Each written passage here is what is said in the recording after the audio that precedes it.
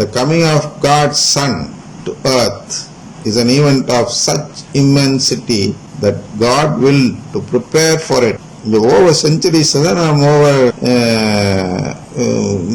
billions of years என்று சொல்லலாம். அதுக்கு முன்பாகவே அவர் உட்கார்ந்து இதெல்லாம் செஞ்சாரு. இயேசு மண் உலகத்திற்கு வருவதற்கு இத்தனை கோடி ஆண்டுகளுக்கு முன்பாகவே கடவுள் அமர்ந்து யோசித்து தன்னை மூவர் கடவுளாக மாற்றி அதன் பிறகு ஒரு தாய் வேண்டுமே என்று யோசித்தார்.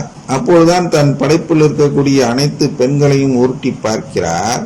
அதில் ஒரு பெண் இருக்கிறார், அவர்தான் அன்னை மரியாள். இந்த அன்னை மரியாளை முதலில் நாம் சோதித்து பார்க்க வேண்டும். இந்த அன்னை மரியாள் வெற்றி பெற்றால்தான் நாம் என்ன செய்ய முடியும்? மீட்பு திட்டத்தையே செயல்படுத்த முடியும். பிக் பேங்கையே அப்பொழுதுதான் உருவாக்க முடியும். இல்லை என்றால் அது வேஸ்ட், அப்படியே ஒரு உருண்டையாவே இருந்துகிட்டு இருக்கட்டும்னு அப்படியே விட்டுடலாம். கடவுள் இன்னும் சொல்ல போனா அந்த பிக் பேங்கே அப்ப இல்ல, அந்த சக்தியே இல்ல, அந்த எனர்ஜியே இல்ல. அவர் அதுக்கப்புறம் தான் அந்த எனர்ஜி உருண்டையை உருவாக்குறார், எனர்ஜி உருண்டையாக மாறுகிறார் அப்படின்னு வச்சுங்க. அந்த எனர்ஜி உருண்டையை அவர் படைக்கிறார். படைத்து இதை படைப்போமா என்று யோசிப்பதற்கு முன்பு அன்னை மரியாளை சோதிக்க வேண்டும். எனவே அவரை எடுத்து அந்த அன்னை மரியாளிடம் கேள்விகள் எல்லாம் கேட்டு என்னவோ பண்ணி என்னவோ செய்து சோதித்து முடிவெடுத்துற. சரி, இந்த பெண் நிச்சயமாக பாவக்கரை இல்லாமல் 16 ஆண்டுகள் வாழ்ந்து விட முடியும். ஏன்னா 16 வயதுல தான் மாதாவுடைய 16 வயதுல இயேசு பிறந்தார் என்று நாம் நம்புகிறோம்.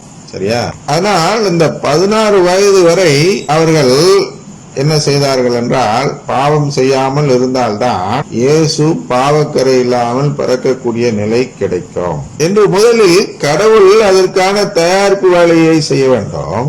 உண்மையிலேயே அவர்கள் இருந்தால்தான் உலகத்தையே படைக்க வேண்டும் என்ற நிலை வந்தது. அதனால் அதை நம்பி என்ன செய்கிறார் என்றால் இவர்கள் இருந்து விடுவார்கள் என்று அன்னை மரியாளை கடவுள் நம்புகிறார். பாருங்க, மற்ற அவ்வளவு படைப்பும் கடவுளை நம்ப வேண்டும். ஆனால் அன்னை மரியாள் மட்டும்தான் கடவுள் நம்பிய ஒரு மனிதர். அன்னை மரியாளை நம்பி படைக்கிறார். மற்ற எதுவுமே ஒருத்தரை நம்பி நிகழவில்லை. மீட்பு செயல் அன்னை மரியாள் என்ற அந்த வார்த்தை கடவுளுக்கும் அன்னைதான் அப்படின்னா இயேசு என்ற அந்த கடவுளுக்கும் அன்னைதான். எனவே கடவுள் நினைக்கல் அன்னை மரியாள் என்றுதான் நினைத்தார், மகள் மரியாள் என்று நினைக்கவில்லை. ஏனென்றால் இந்த அன்னையை நம்பிதான் படைக்கிறார். இந்த அன்னை தான் வெற்றி பெற வேண்டும். அதனால்தான் அங்கு சவிக்கும் போது சொல்கிறார் சாத்தானிடம். தொடக்க நூலில் பார்க்கிறோம் அல்லவா, அவள் உன் தலையை மிதிப்பால் நசுக்குவார். மொழிபெயர்ப்பு 70 என்று சொல்கிறோம் அல்லவா. அவள் வித்து உன் தலையை நசுக்கும் என்று இப்பொழுது மாற்றியிருப்பது வேறு விஷயம். என்னவென்றால் அவள் வித்து என்றாலும் அந்த அன்னை மரியாள் தான். அவள் என்றால் திருச்சபை, வித்து என்றால் முதல் வித்தாக இருக்கக்கூடிய அன்னை மரியாள். இந்த முதல் வித்தை குறித்தான் பேசுகிறோம். இந்த திருச்சபை என்பது அவள். அந்த திருச்சபையில் பிறந்த முதல் பெண் யார் என்றால் அன்னை மரியாள். அப்ப ஏவாள் என்னாச்சு? ஏவாள் திருச்சபையில் பிறந்தவர் அல்ல. சரியா? திருச்சபையில் பிறந்தது என்றால் அந்த வாழ்வு தரும் கனியை புசித்து கடவுளின் குடும்பத்தில் சேர்வோதான் அந்த திருச்சபையில் பிறக்கிறவர். ஏனால் அதை புசிப்பதற்கு முன்பாகவே அவர்கள் சாவுத்தரும் கனியை புசித்து அவர்கள் விருப்பமின்மையை காட்டி வெளியேறி விடுகிறார்கள். அதனால் அவர்களை விட்டு விடுங்கள். அன்னை மரியாள் தான் முதலில் குடும்பத்தில் சேர்ந்தவர் என்பதால் அவரை தான் அவள் வித்து என்று இன்றைய திருவிவிலியம் கூறுகிறது. ஆனால் நமக்கு 70 மேல் என்ற ஒரு இது இருக்கிறது, உல்காத்தா என்று. அது விரைவில் வெளிவரும் என்று நினைக்கிறேன் தமிழாக்கம். அந்த வெளிவரும்பொழுது அதை படிக்கலாம். அதில் இருக்கும் அவள் உன் தலையை மிதிப்பாள். அதான் அந்த இடம். அந்த 16 ஆண்டுகள் அன்னை மரியாள் அவர்கள் வாழ்கிறார்களே, என்ன மாதிரி வாழ்வு? பாவக்கரையே இல்லாத ஒரு வாழ்வு வாழ்கிறார்கள் அல்லவா. அதுதான் சாத்தானை மிதிக்கும் செயல். ஏன்னா அந்த செயல் செய்யக்கூடிய ஒரு நபர் கடவுள் கிடைக்கவில்லை என்றால், இதுவரையும் கிடைத்ததும் இல்லை, இனி கிடைக்க போவதும் இல்லை என்று இயேசுவே சொல்லிவிட்டார். ஒருவர் பாவம் செய்யாதவன் என்று சொல்வான் என்றால் அவன் பொய்யன் என்று சொல்கிறார். ஆனால் அந்த ஒரே ஒரு பாக்கியம், அந்த பாக்கியம் ஒரே ஒரு நபருக்கு கிடைத்தது. அந்த தகுதி, அந்த ஒரு டெரர் ஆஃப் தி டெவில் என்று சொல்வார்கள். அதாவது சாத்தானை மரள வைத்து ஓட வைத்த தாய் என்று சொல்வார்கள். சாத்தானை மரள வைத்து ஓட வைத்த செயல் எது என்றால், அவர்கள் அந்த 16 ஆண்டுகளும் பாவக்கரை இல்லாமல் வாழ்ந்து காட்டினார்களே, அதுதான் சாத்தானால் ஒன்றும் செய்ய முடியாத ஒரு நிலை. அதனால்தான் முதல்ல அவன் பெரும் அடிப்படுகிறான். சாத்தான் அடி வாங்கினது எப்பொழுது? அவன் அடி வாங்கிய பிறகுதான் கப்ரியேல் வானதூதரை மண்ணுலகுக்கு அனுப்புகிறார் கடவுள். 16 ஆண்டுகள் சோதித்தார். அந்த இறுதி கட்டம் தான் என்ன என்றால், அந்த இதுல வரும்னா மாதாவுடைய வரலாறு என்று ஒரு இதை எடுத்திருக்கிறார்கள். அது கூட நமக்கு அந்த பொறுப்பை கொடுத்தார்கள். நாம் நேரமாவதன் காரணம் என்னவென்றால், அதை விட சிறப்பாக எடுக்க வேண்டும் என்ற ஆவலில் கொஞ்சம் தயாரிப்பு பணியில் இருக்கிறோம். அது மொழிபெயர்ப்புக்கு ஒரு பொறுப்பை கொடுத்தார்கள். அந்த மொழிபெயர்ப்பை அவ்வளவு சாதாரணமாக செய்யாமல் இன்னும் கொஞ்சம் நல்லா செய்யணும் என்ற ஒரு ஆவலில் நேரம் எடுத்துக்கொள்கிறோம். அதில் அழகா காட்டுவார்கள். என்ன காட்டுவார்கள் என்றால், மாதா ஏதோ இஸ்லாமிய இதுல சொல்றது போல ஒரு தெய்வீக பிறவியாக பிறக்கவில்லை. அது நாம் ஃபர்ஸ்ட் புரிஞ்சுக்கணும். தெய்வீக பிறவியாக மாதா பிறந்தாங்க. அப்படியே அப்படி இறக்கி விட்டோன்னே அந்த இதுல ஓடினாங்க, படியில டான்ஸ் ஆடிக்கிட்டே போனாங்க. ஆலயத்துக்கு போகும்போது அப்படியே டான்ஸ் ஆடிக்கிட்டே போனாங்க அப்படின்லாம் சொல்லுவாங்க இல்லையா? 6 மாசத்திலேயே டான்ஸ் ஆடிக்கிட்டே போனாங்க. இது மாதிரிலாம் ஒரு சிறந்த ஒரு சிறப்பான ஒரு ஆசிரியருடன் பிறந்து அதனால் வென்றாள் என்று காட்டினார். அது சாத்தானுக்கு தோல்வியே அல்ல. மாதா எப்படி இருக்கணும்? ஒரு இயல்பான பெண்ணாக பிறந்திருக்க வேண்டும். எல்லா பெண்களுக்கும் உள்ள எல்லா விதமான ஆசாபாசங்களும் அவர்களுக்கும் இருந்திருக்க வேண்டும். இருந்திருந்தால்தான் சாத்தானுக்கு அடி. சாத்தானை மகிமைப்படுத்த வேண்டும் என்றால் என்ன செய்ய வேண்டும்? அன்னை மரியாள் ஒரு சிறந்த பிறவி, சிறப்பான பிறவி. அவர் ஒரு மனித பிறவி அல்ல என்பது போல அவர்களை சித்தரித்து காட்டுவது என்பது சாத்தானை மகிமைப்படுத்தும் செயல், அன்னை மரியாளை மகிமைப்படுத்தும் செயல் அல்ல. அதனால் அந்த படத்தில் பார்க்கிறோம், அன்னை மரியாளும் யோசேப்பு, மனமொப்பந்தமான யோசேப்பு 2 பேருக்கும் உள்ள அந்த ஒரு விதமான ஒரு பாச பிணைப்பை பார்க்கிறோம். எல்லா பெண்களுக்கும் எப்படி இருக்குமோ, மனமொப்பந்தமான எல்லா பெண்களுக்கும் எப்படிப்பட்ட ஒரு பாசம் இருக்குமோ அதே பாச உணர்வை அதில் காட்டுகிறார்கள். அது பாராட்டத்தக்கதுதான். ஏனென்றால் அவரும் ஒரு இயல்பான பெண், அன்னை மரியாள் அவர்களும். இந்த இயல்பான நிலையில் அவர் சோதிக்கப்படுகிறார். 16 ஆண்டுகள் சோதிக்கப்படுகிறார். ஒரு 16 ஆண்டுன்னு வச்சுங்க. ஏன்னா அது ஒரு இதுக்கு அவர் அந்த கப்ரியேல் வானதூதர் வரும் வரை சோதிக்கப்படுகிறார் என்பதை ஈஸியா புரிஞ்சுக்கிறதுக்காக நம்ம சொல்றோம். குறைந்தபட்சம் 16 ஆண்டுகளாவது கடவுள் காத்திருந்திருப்பார். இப்பொழுது நாம் எல்லாம் தடை செய்கிறோம். என்ன தடை செய்கிறோம்? 12 வயதிலோ 14 வயதிலோ திருமணம் நடக்கக்கூடாது என்று தடை செய்கிறோம் அல்லவா? அதில் ஸ்வீட் 16 என்று சொல்கிறோம். அப்படி என்றால் உலக அளவில் அந்த இளமை பருவம் தொடங்கும் நாள் என்பது 16வது ஆண்டு முன்னிறைவு பெற்றதும் என்று ஒரு உலகம் நம்புகிறது அல்லவா? அந்த ஸ்வீட் 16 தான் அவருக்கு இந்த நிகழ்ச்சி நடந்திருக்கும் என்று நாம் நம்புவதால் அதை 16 ஆண்டுகள் என்று எடுத்துக்கொள்ளலாம். குறைந்தபட்சம் இன்னும் சட்டப்பூர்வமாக போனால் 21 ஆண்டு என்று வைத்துக் கொண்டால் கூட 21 ஆண்டுகள் அவர்கள் சோதிக்கப்பட்டார்கள். அது அதிகபட்சம்.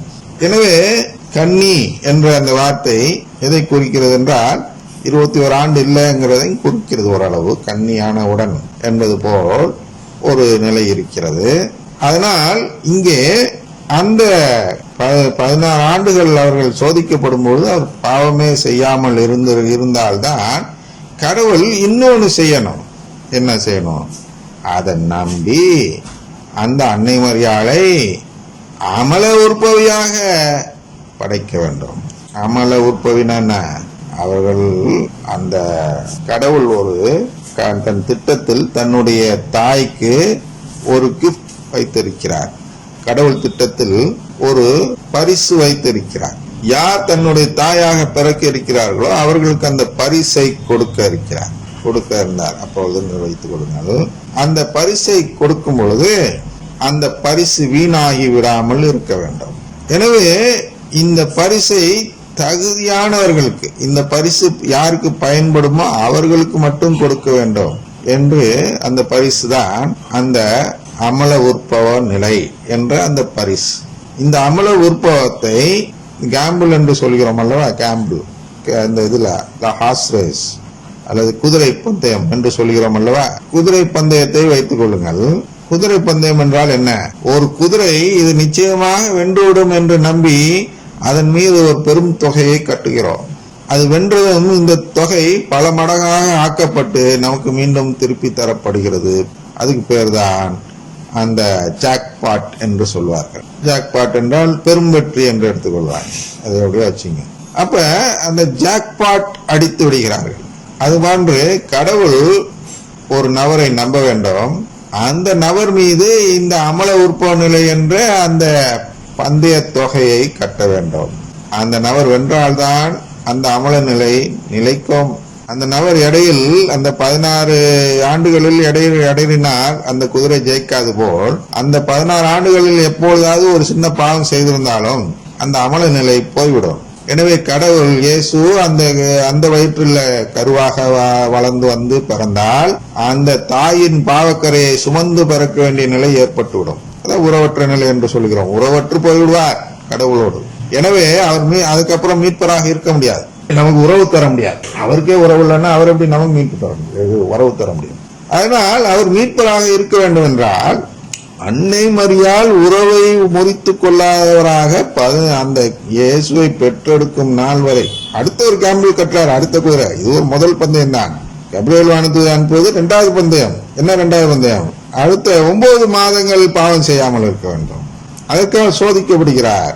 வனாந்தரத்துக்கு அழைத்து செல்லப்படுவது போல் மலைக்கு ஏறி அங்க எலிசபெத் அம்மா வீட்டுக்கு போகிறார். அந்த பிறக்கிறதுக்கு இடம் கிடைக்கல. அதான் மிஸ்ட்ரி ஆஃப் கிறிஸ்துமஸ் மிஸ்ட்ரி என்று பார்க்கிறோம் அல்லவா. இதெல்லாம் அன்னை மரியாளுக்கு வரக்கூடிய சோதனைகள் என்று பார்ப்போம். ஆனால் இவ்வளவும் தயாரிக்கணும் கடவுள். அப்புறம் தான் முடிவெடுத்து பிறக்க வைக்கிறார். அப்புறம் இந்த நடக்கையில என்ன நடக்குது? வரலாற்றில் சில நூற்றாண்டுகளுக்கு முன்பாகவே என்ன செய்ய வேண்டும் என்றால் இந்த பிறப்பை முன்னறிவிக்க வேண்டும். அதுதான் இங்க சொல்லியிருக்கு. இது ஒரு ஸ்டேஜுக்கு அந்தந்த பின்னால் சொல்கிறார்கள். நம்ம முன்னாடியில இருந்து பார்க்கிறோம். அப்ப எங்க இருந்து வரும்? The coming of God's Son to earth is an event of such immensity that God will to prepare for it over centuries. Okay, He makes everything converge on Christ. All the rituals and sacrifices, figures and symbols of the first covenant. பாருங்க, எபிரேயர் 9:15 சொல்லப்பட்டிருக்கிறது. வாசித்து காட்ட சொல்கிறேன். இவ்வாறு அவர் புதிய உடன்படிக்கையின் இணைப்பாளராய் இருக்கிறார். கடவுளால் அழைக்கப்பட்டவர்கள் அவரால் வாக்களிக்கப்பட்ட என்றும் நிலைக்கும் உரிமை பேற்றை பெறுவதற்கென்று இந்த உடன்படிக்கை உண்டானது. இது ஒரு சாவின் மூலம் ஏற்படுத்தப்பட்டது. இந்த சாவு முந்திய உடன்படிக்கையை மீறி செய்த குற்றங்களிலிருந்து மீட்பளிக்கிறது.